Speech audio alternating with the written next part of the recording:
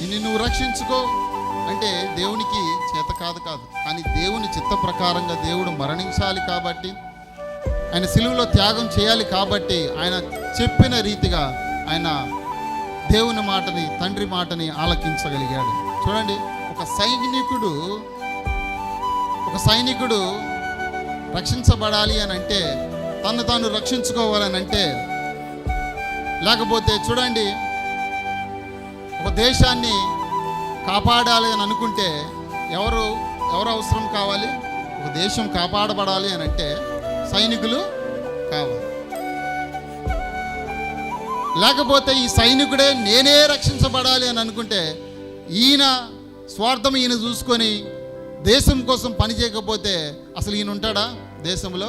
వేరే ఒకళ్ళు వచ్చి దండెత్తుతారు, లేకపోతే ఈయన చనిపోతాడు, ఈ దేశంలోనే ఎక్కడో మట్టిలో కలిసిపోతారు. అలాగే తను రక్షించుకో అన్నప్పుడు చూడండి, మౌని అయి దేవుడు సిలువలో ఎంతో త్యాగం చేయడానికి ఇష్టపడ్డాడు.